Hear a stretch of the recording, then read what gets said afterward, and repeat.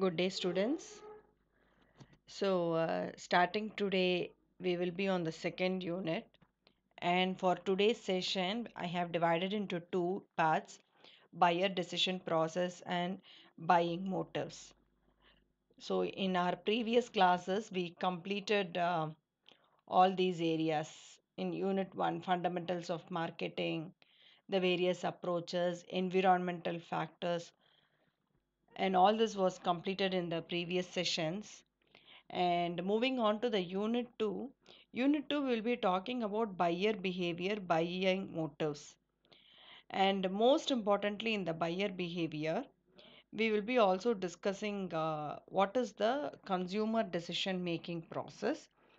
And we will be focusing on the most familiar concept of marketing known as STP: segmentation, targeting, positioning, STP.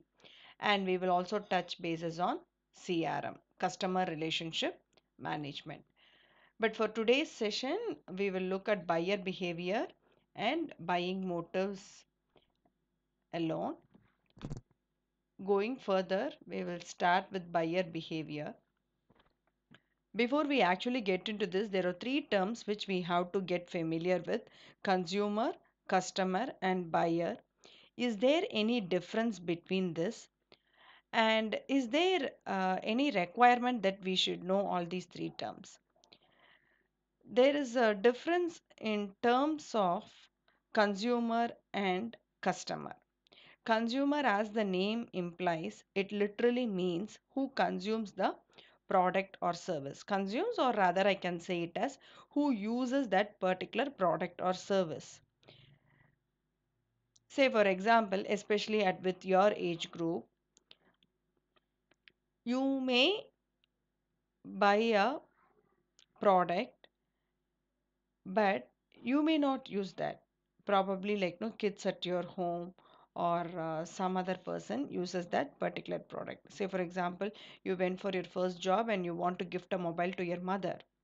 So you was the person who brought that particular product, who purchased that particular product, but you gifted it to your mother. So your mother is the person who's actually using that particular product.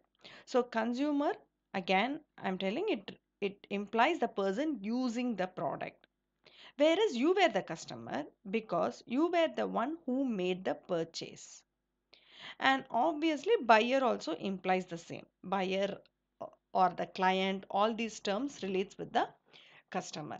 So consumer is the one who uses that particular product or service, and the person who makes the purchase, literal purchase, like no, makes the purchase decision, makes the payment, and makes the purchase is called as the customer. Sometimes the customer can also be the consumer. Yes or no? Like no, we go and buy a mobile and we use it for our own purpose. So the customer may also turn out to be a consumer. So in those cases, all these three terms will be the same. Okay. Now, what all questions comes into the mind when we take about consumer buyer? What will the consumer buy? Who it is? Who will be the consumers for your product? Where will the consumer buy? When will they buy? Why will they buy? How will they buy? So many questions arises from the marketer point of view when a consumer buys the product. Especially the most important question is why? Why the consumer will buy a product? There are so many products available in the market. Why should a consumer buy your product? Meaning, like, why should the consumer take a decision to buy your particular product or service? So, this is answered in this consumer decision making process.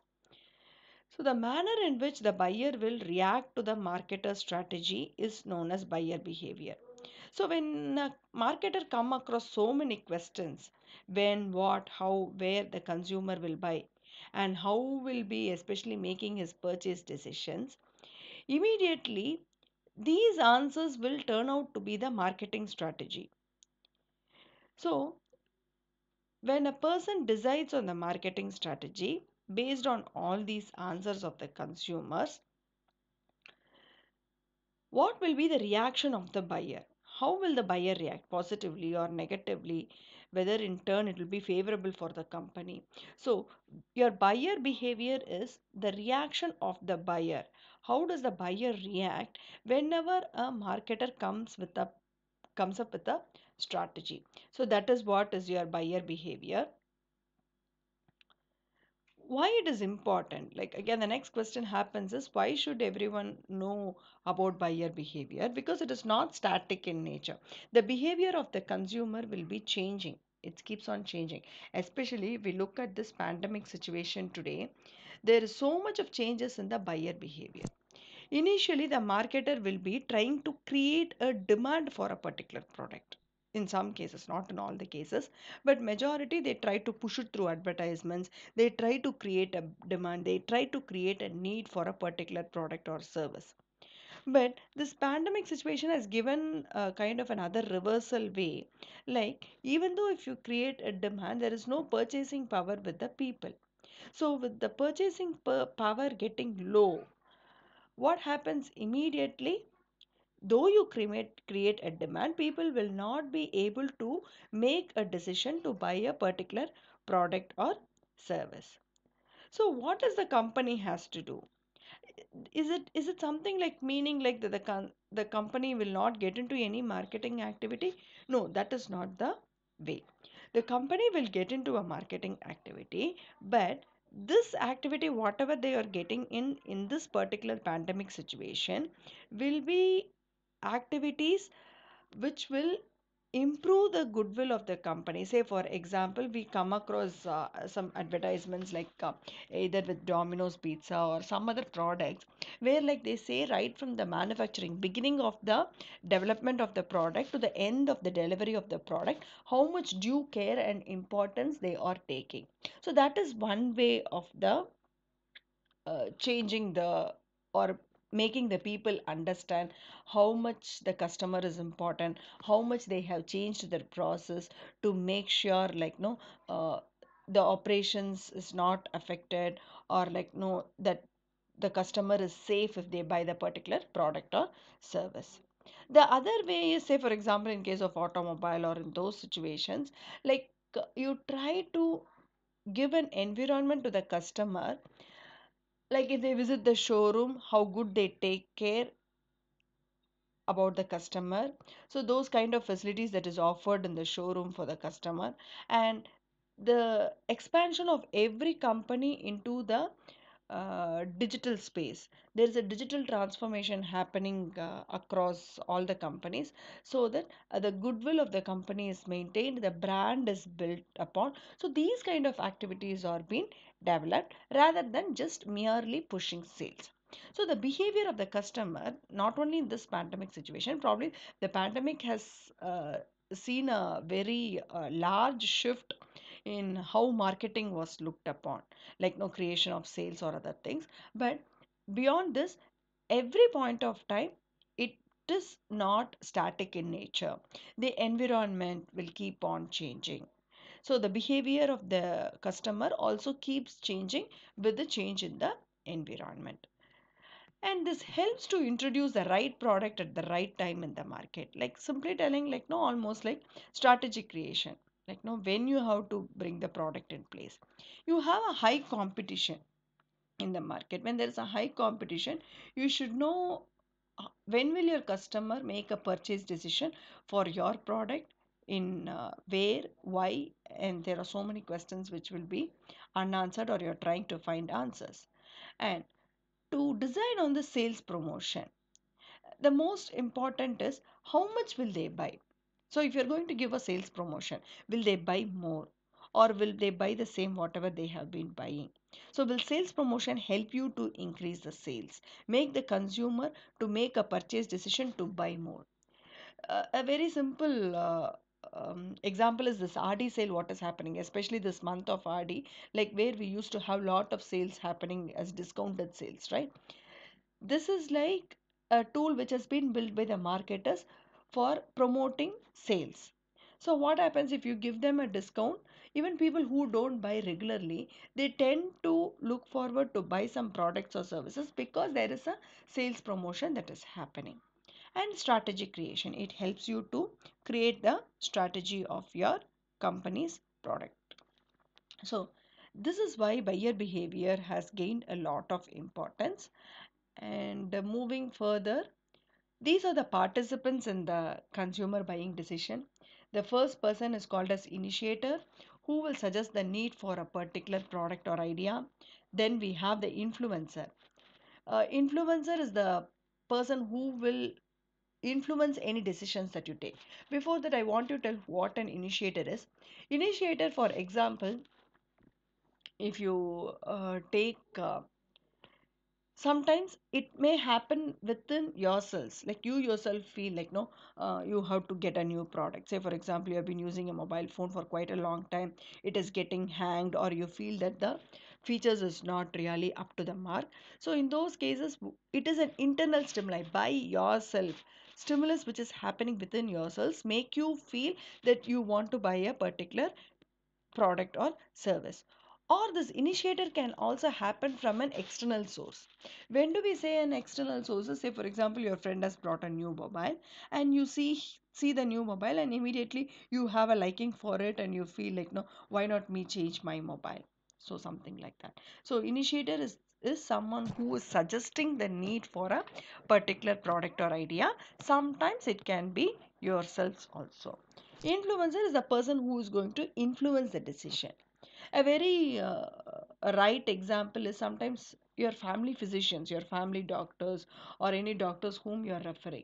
Say you want to take a health drink, a multivitamin drink, you go and ask a suggestion to a doctor and the doctor gives you a particular brand, or you go to a person who is your trainer in your gym or someone like no, you want to build some muscle or something like that, whereas the person in the gym, your trainer, recommends you a particular product. So he is able to influence the decision whatever you want to take on a particular product. So that person will be called as the influencer. Decider is the person who is the ultimate decision maker. If you are the consumer, if you are the customer, you are the ultimate decision maker. And the next one is the buyer. Buyer is the one who will actually make the purchase. No? Say for example, your father want to buy a mobile phone. You may be an influencer for him. You may even sometimes initiate it. You tell your father, why don't you buy an Android phone or you buy an Apple phone? It has all these good features in it. You may initiate it, you may influence it. Sometimes you may also happen to be the decider, but your father is the one who is actually buying that particular phone. Sometimes your father will take information input from you based on your initiation and influencer. He may, you may influence him, but he may also decide it, and buyer is the one who actually makes the purchase. And the last one is the user who consumes or uses this product or service. So this is the stages of consumer buyer decision process. This is very important from the examination point of view also. We will go through some 5 stages. The first stage, need recognition, information search, evaluation of alternatives, purchase decision, and post purchase behavior. Going through each of these stages, need recognition. As I was telling you already about this initiator, either it is an internal stimulus or an external stimulus.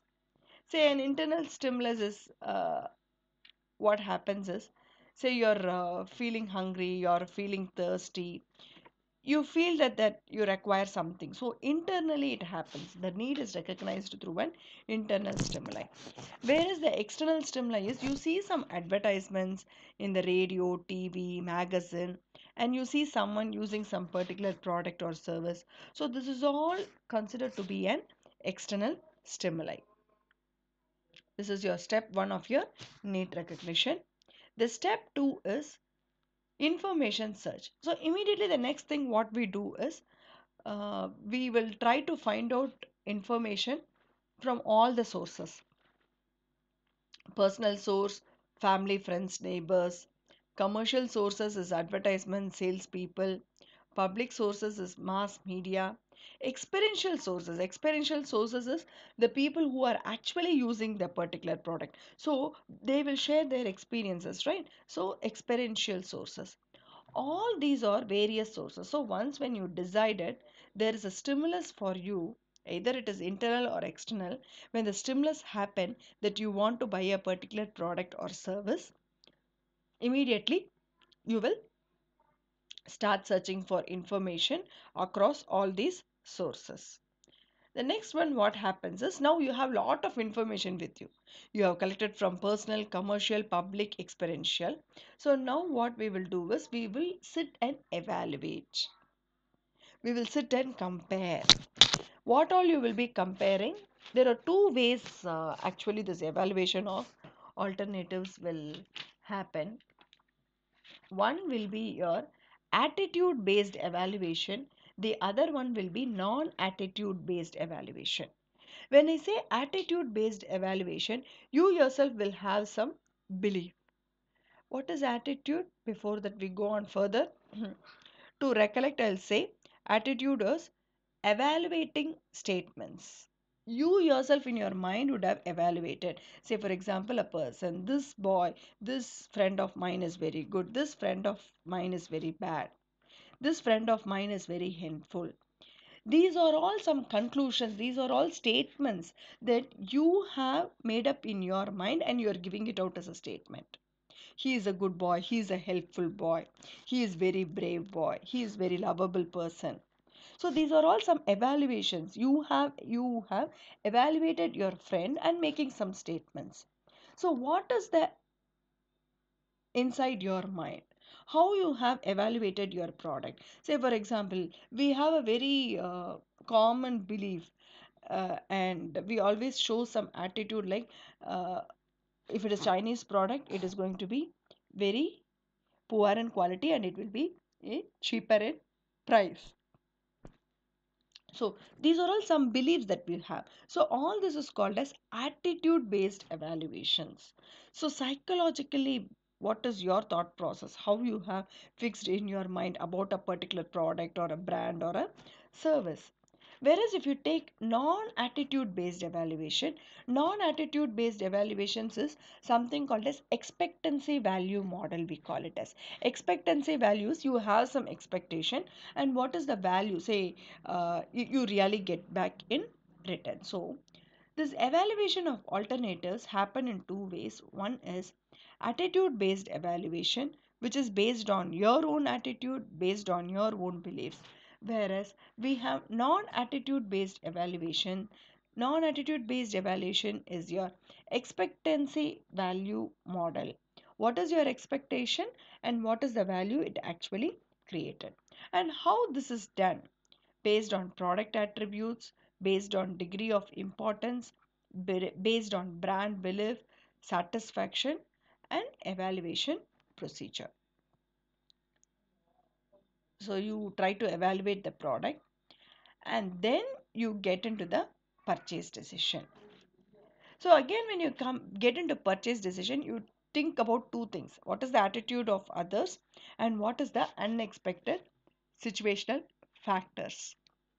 Say for example, today even if you want to buy something, like no, the attitude of others may be positive, but maybe because of unexpected situational factors which is happening in the particular environment, you will not be able to buy the product. For example, I want to buy speakers for quite some time, and I was looking to buy, but I knew very well now a few shops were closed. But when I actually wanted to buy it online, there was no delivery available for me for my place location. So that was an unexpected situational factor. The attitude of others was positive. I had the desire to buy the most preferred brand, but due to unexpected situational factor, I was not able to get into a purchase decision. So when we are done with the evaluation of alternatives, I did a lot of Like, no, I browsed through online. I got feedback from even few of my students gave me some inputs, and like, no, I read some reviews. So I collected so much of information. I did compare all those information whatever I got, and I did conclude on what brand I want to buy for the speakers. So I had the desire to buy. So I actually wanted to buy. I had the interest to buy the most preferred brand. So that was my purchase intention. But when it came to the actual purchase, when I wanted to make the actual purchase, due to unexpected situational factor, it was not available. So for my place, there was no delivery. So I was not able to make the online booking. So purchase decision will happen from purchase intention if there is a positive attitude to others and unexpected situational factors occurs. The last stage is the post purchase behavior. So consumer has brought the product in this purchase decision. They have decided the particular product, they have made the purchase, and they have started using the purchase.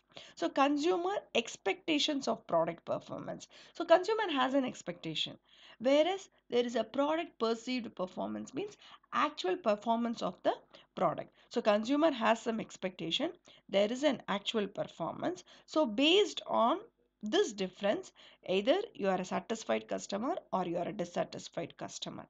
When you are a satisfied customer, if you had some expectation and the expectation is met by the particular product, then you are a satisfied customer.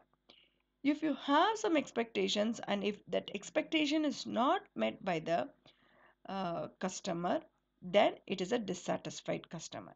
In both the cases of satisfied or dissatisfied customer, we will have something called as cognitive dissonance.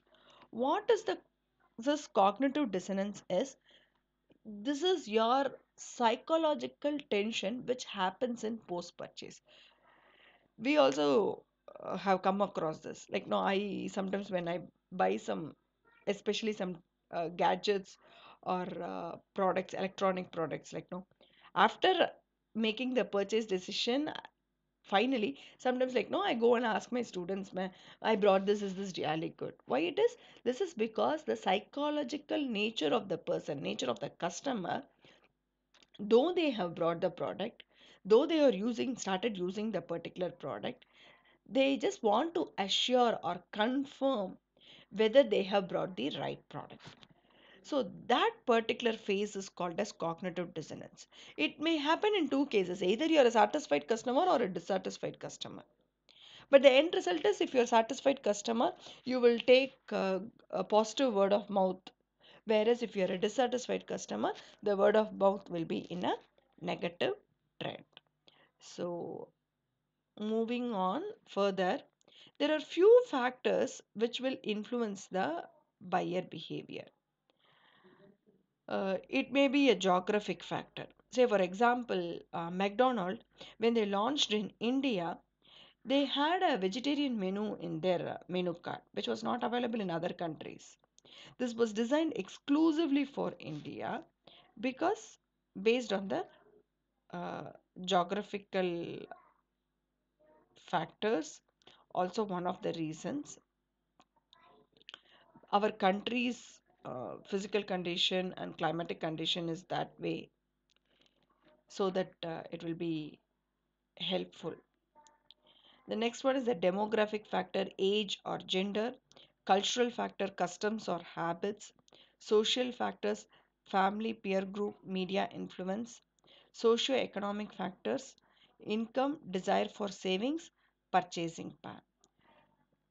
So all these are all examples which I have given below, which will decide the factors influencing buyer behavior.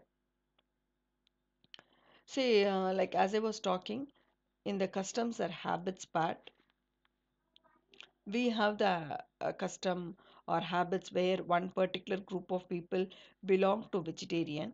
Therefore, McDonald's menu was upgraded to be a vegetarian menu also in the card. Demographic factor, age and gender.